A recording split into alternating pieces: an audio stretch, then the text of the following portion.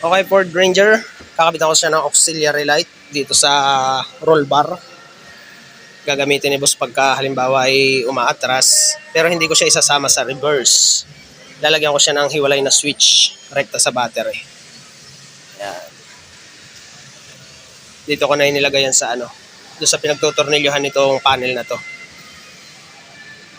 Ayan. Okay. So tapos ko na ikabit sa roll bar. Lilinyahan ko naman yan ng wiring mula dito papunta doon sa unahan. Okay? Ayan, ganito ang ginawa ko mga boss. Naglusot ako ng kawad mula doon. Kawad mula doon papunta dito sa butas dito. Ayan, dyan ako maglalagay nitong wire. Ayan. Gaganyan ko na yan dito. Tapos dito, gagawa ako dito ng clip. Papunta doon. Pa ganyan. Para tago siya. Okay. Ganyan yun. Ganyan ang style na gagawin ko. Tapos papunta dun. Okay. Ayan. Naglusot ako ng wire. Tapos ibababa ko na yun dito sa loob. Ayan. Dito naman sa wire, ang ginawa ko naman sa kanya, naggawa ako ng socket, connector. Ayan. Para in case na i-pull out itong roll bar, socket type pa rin siya. Ayan. Dito, irerekta ko ng dugtong yan.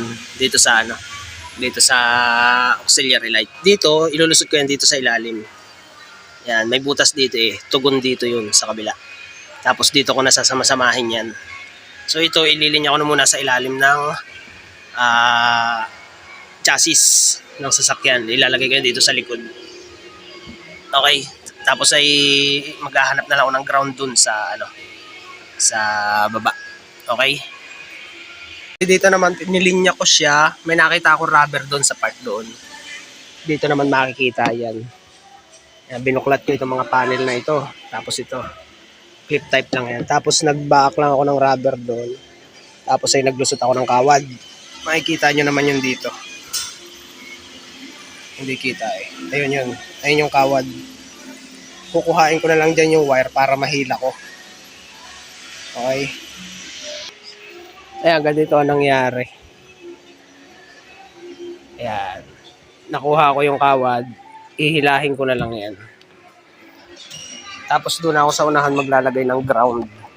Hilahin ko na lang yung ganun. Ayan.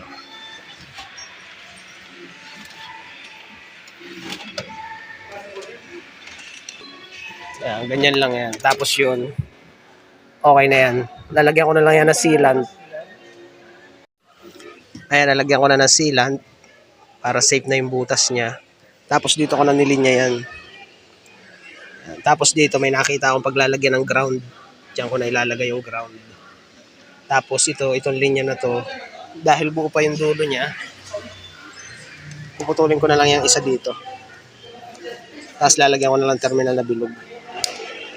Yan. Tapos ito na yung papunta doon sa relay. Lalagyan ko na lang itong terminal. Ayan, nailinya ko na dito mga boss. Ito na yung galing doon sa likod. Ayan. Tapos dito, nag-iwan lang ako ng wire para sa ground. Ayan. Tapos yung positive sa kuryente, nakapaglinya na rin ako. Ito yun. Tapos doon ko yun nilusot sa goma doon. Yun. Tapos dito, yan yung markings. Ito yung sa auxiliary light. Ito yung sa kuryente. Hindi ko pa pinuputol. Tapos ito yung sa ground. Yan. Ito na yun. Tapos tingnan natin sa battery. Dito naman sa battery, ayun. Tapos idinaan ko yan dito sa cable. Siyempre may strap yan. Tapos dito, doon sa pinaglagyan ko ng relay, hindi ako din dinaan yun. So ilulubog ko na lang yung ganyan. Rekta sa positive yan. Yan. Lalagyan ko na lang to ng fuse, 15 amperes. Nakatap na yan dito.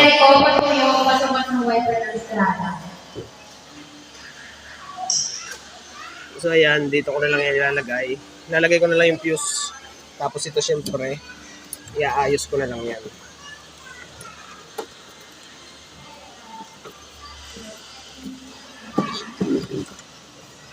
Yan, okay na yan.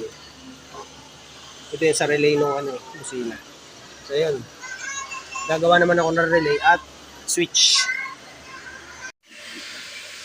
Okay, ganito naman sa relay. Ganito naman ginawa ko. Yung sobra kong wire, hindi ko pa pinuputol yan. Yan yung gagawin kong switch. Tapos dito, yung 30, ayan, number 30 ng relay. Sinama ko doon sa switch. Doon sa kabilang dulo nito. Tapos yung pinaka-switch niya sa 86, ayan, dito. Tapos yung 85, syempre sa ground.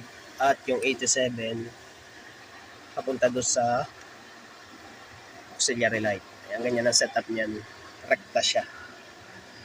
Yung isang switch niya, yung wire ng switch, rekta sa battery 30. Kasama nung relay na number 30. Tapos yung kabilang dulo ng switch, doon na sa 86.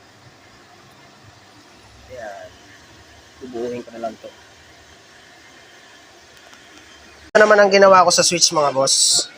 Ayan. Dito sa console box, dito ko na nilagay yan. Ayan. Tapos syempre yung connector socket ang ginamit ko. Ayan, dito.